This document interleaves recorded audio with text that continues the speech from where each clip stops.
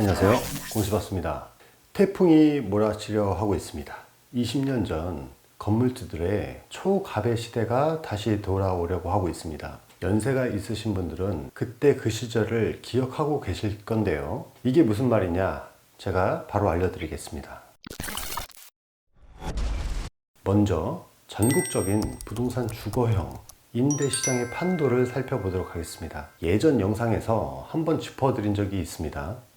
2021년 6월경에 지방의 3개 도시 대구, 대전, 포항 지역의 임대매물 총 개수를 살펴본 적이 있는데요. 대략 4년 전부터 지금까지의 총 매물 개수의 감소 추이를 살펴보았습니다. 지속적으로 임대매물 총량은 하락해왔고 반대급부로 임대료가 상승하고 있다고도 말씀드렸습니다. 그 이유로 신축 공급의 축소 및 코로나 사태와 맞물려서 재택근무 활성화, 전 세계적인 유동성 증가, 이로 인한 인플레이션, 자재 및 인건비 증가로 인한 건축비의 상승, 마지막으로 정부의 부동산 엇박자 정책이 절묘하게 어우러진 것이 오늘날 부동산 시장인 것이죠. 삼성전자가 있는 평택 부동산 시장은 정말 눈물겹습니다. 이 부동산 중개업자들은 한 개의 매물 확보를 위해서 치열하게 경쟁 중입니다. 이러한 중개시장에 건물관리업체들과 일부 공인중개사들과의 밀월 관계가 끈적끈적하다는 소식도 들려오고 있습니다. 관리업체가 건물 청소 및 수리 등을 하다 보면 새로운 방이 나오는 정보를 먼저 알게 되기 때문에 자기네와 밀월 관계를 형성한 부동산의 정보를 제공하고 수수료를 나누는 식이라고도 합니다. 제가 직접 확인한 것은 아니고 카더라 통신이죠. 그만큼 매물 하나가 소중하다는 의미겠죠? 저희가 작년에 평택 공실박스를 시작할 때 매물의 총량이 1000개가 채 되지 않았었습니다. 자, 그 당시만 해도 저희는 평택 부동산 시장이 굉장히 활황이라고 생각했습니다. 다른 도시들과 비교해서 공실률이 낮았기 때문인데 2021년 10월 지금 이 시점에서는 뭐라 표현할 수 있는 말이 없을 정도로 방이 나오기가 무섭게 계약이 체결되는 것을 공실박스에서 확인할 수 있습니다. 저희가 평택을 서비스하고 있지만 평택 공실박스를 들어와 보시면 마치 서비스를 안 하는 것 같은 매물의 수치를 보실 수가 있는데 이게 평택의 부동산 주거형 임대시장의 현실상입니다. 경북 제1의 도시 포항에는 호재가 있습니다. 1990년대 노태우 정권 때 개발 계획이 수립되어서 현대중공업이 들어온다 라고 떠들썩했던 영일만한 사업이 이제 빛을 보는가 싶습니다. 대구, 울산, 부산 등 경상도 지역은 4년 전부터 신축의 급격한 감소를 보이고 있는 지역입니다. 다른 지역에 비해서 유달리 신축 공급이 부족한 지역인데요. 이러한 부족 현상과 더불어서 영일만항 배후 주거지역인 포항 장성동, 양덕동 일대의 원룸 임대 가격이 폭등을 하고 있습니다. 매물의 감소 추이는 앞에 설명한 것보다 더 극적으로 변하고 있는 것을 포항 공실박스에서 확인이 가능합니다. 흔히 포항 사람들은 말합니다. 대체 가격이 왜 오르냐고. 뭐 변하는 게 없는 것 같은데 왜 오르는지 모르겠다고들 하네요. 등잔 밑이 어두운 법이죠. 현지인들은 자기 지역 사정을 잘 모르는 경우가 많습니다. 보통 외지에서 투자가 들어오고 가격이 상승한 뒤에야 끝물을 타는 것이 현지인들 아닙니까?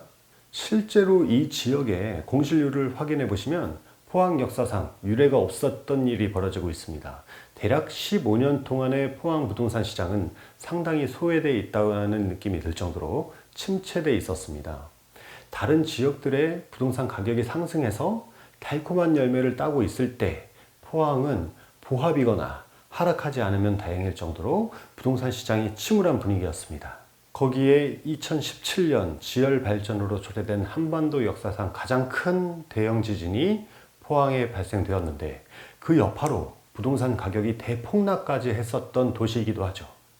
그러나 앞으로는 포항이 오랜 기간 동안 소외되어 있었던 만큼의 큰 열매를 따게 되지 않을까라고 조심스럽게 예측을 해봅니다. 평택, 포항 이외에도 청주, 울산, 전주 등 공실박스가 서비스를 하고 있는 도시들의 임대시장은 사실상 활황 국면입니다.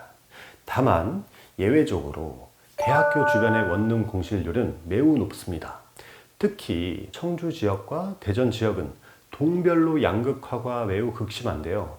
그 공통점은 교육의 도시라는 것이죠. 매 학기 대학생들이 이사 와서 원룸을 채우고 있던 대학교 주변 임대시장이 코로나 직격탄을 맞아서 2년째 텅텅 비어 있습니다. 그러나 인생은 새옹지마 아닙니까? 우리나라 백신 접종률이 눈에 띄게 높아지고 있고요. 사회적 거리두기도 점차 완화가 되고 있죠.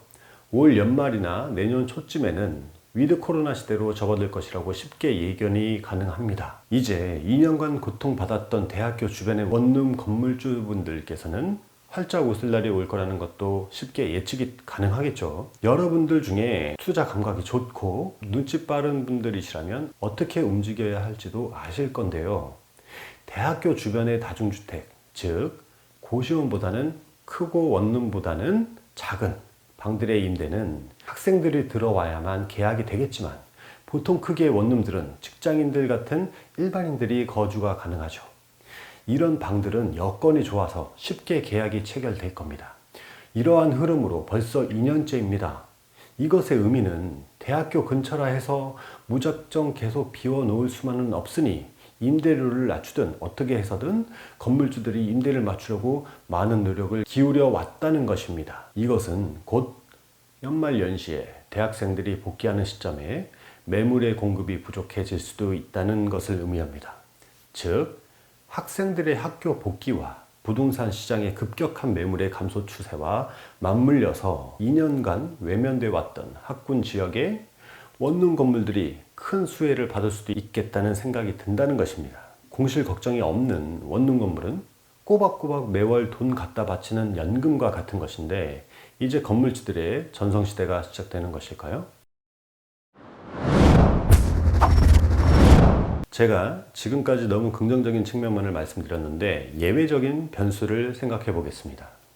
적어도 2022년까지는 부동산 시장의 지속적인 상승이 예견되기는 하나 대선이라는 변수는 부동산 시장을 요동치도록 만드는 매우 큰 변수입니다. 정권이 바뀌면 정책이 바뀌고 그에 맞춰서 시장의 수급을 조절할 테죠. 개인 건축업자들이 건축을 할 수 있도록 법을 완화한다든지 돈을 풀어서 촉발된 인플레이션을 진정시키기 위해 금리를 조절하는 등의 변수 등이 있을 수 있습니다. 전 세계적으로 물가의 상승은 저렴한 가격으로 자재를 공급해온 중국이라는 세계 공장이 가동을 멈춘 것이기 때문인 이유가 큰데 중국과 미국의 무역 전쟁도 사실상 커다란 변수 중에 하나이겠죠. 마지막으로 정부가 현재 시행 중인 대출의 압박이 있기는 하나 오히려 가격을 상승시키는 요인으로 작동하지 않을까 걱정이 되기도 합니다. 자, 여러분 꼭 기억하십시오. 인생은 새옹지마. 부동산 시장은 항상 상승하지만은 않습니다. 마찬가지로 하락만 계속하는 것도 아니죠. 올라갈 때가 있으면 내려갈 때가 있는 것입니다. 시장은 살아 움직이는 생명체와 같은 것이므로 여러분들은 이 생명체가 무엇을 먹고 사는지, 어떻게 작동하는지, 아픈지, 건강한지, 비실비실한지 깨달아서 알 수 있는 지혜를 갖기 위해서 부동산 공부를 하시라고 권하면서 오늘 영상은 여기까지 하겠습니다. 곤시바스였습니다. 감사합니다.